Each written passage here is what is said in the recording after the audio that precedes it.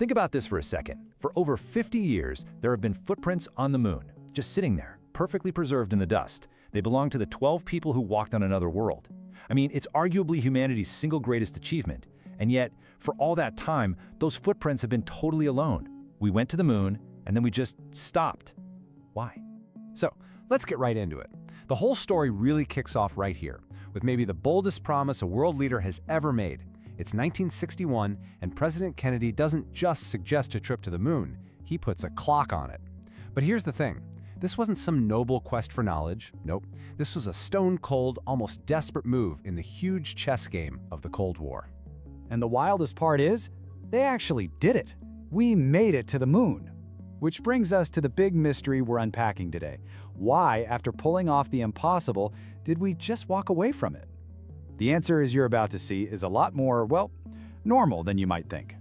To really get why we stopped, you gotta understand why we even started in the first place. And honestly, the history books don't always get it right. The space age wasn't born out of some beautiful sense of wonder. It was born from fear, pure and simple. It all started with this little thing, Sputnik, just a beeping, beach ball-sized satellite. But as it flew over American suburbs at night, people were terrified because the message it sent was crystal clear. If the Soviets could put that thing up there, they could just as easily put a nuclear bomb anywhere in America. And this just shows you how badly America was losing at the start. The Soviets were running the table. First the satellite, then the first animal in orbit, and then the real gut punch, the first human, Yuri Gagarin. He did a full orbit of the Earth while the US had only managed a quick 15-minute hop. The pressure was on. So what was America's answer? The Apollo program.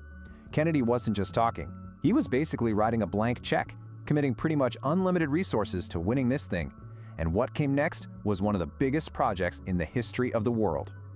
Okay, let this sink in for a minute. At this point, the entire American experience in space was a 15-minute hop. That's it. And from that, JFK was promising a trip of nearly 500,000 miles to another world and back, all in less than 10 years. It was nuts. Absolutely unbelievable. So what did that kind of promise cost? Well, this is what it took. Over $250 billion in today's money. At its absolute peak, NASA's budget was more than 4% of the entire US federal budget. I mean, that's just a mind-boggling amount of money. But it wasn't just about cash, right? It was like a mobilization for war, but for science.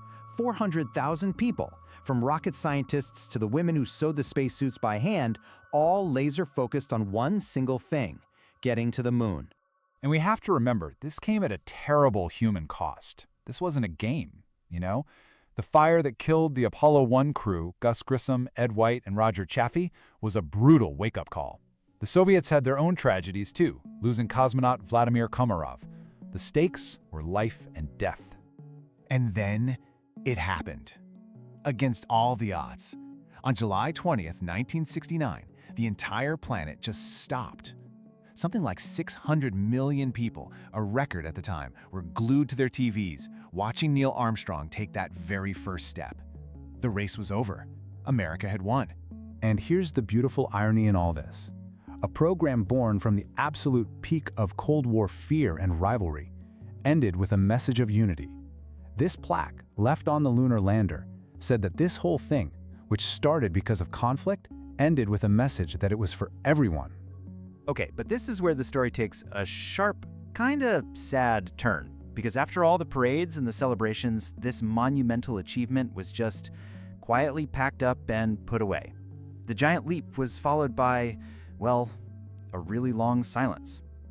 And what's crazy is how fast it all fell apart. After Apollo 11, 5 more crews landed on the moon. Think about that. 12 humans walked on the moon.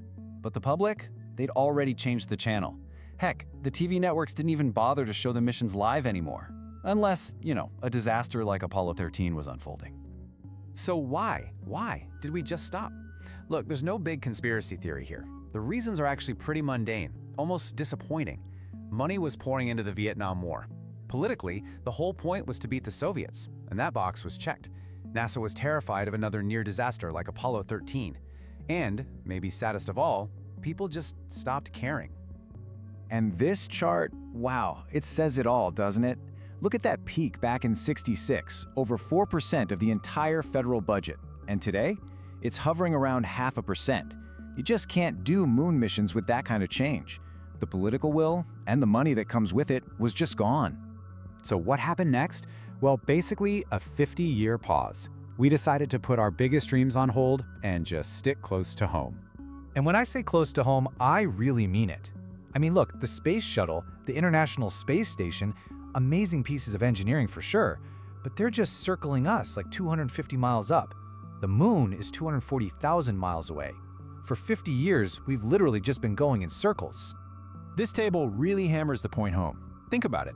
The Apollo era, they went from practically zero to walking on the moon in 8 years. 8. And now, we've been talking about a return for over 50 years, and we're still talking. Now we have the Artemis program, and it's promising to get us back there, but it's bumping up against all the same old problems. Insane costs, constant delays, and get this, a big part of the motivation is another space race, this time with China. I guess history has a sense of humor. Listen to this. These are the last words ever spoken by a person standing on the moon. They were from Gene Cernan, the commander of Apollo 17. They were words of hope, a promise to come back soon. That was over 50 years ago. That promise has been hanging in the silence of space ever since. And really, that's the whole thing right there. Those footprints are still up there, just waiting. We proved we could do the impossible. The technology today is worlds beyond what they had. So the barrier isn't out there in the stars, it's right here, in us. The question was never, can we go back? It's, do we still have the will?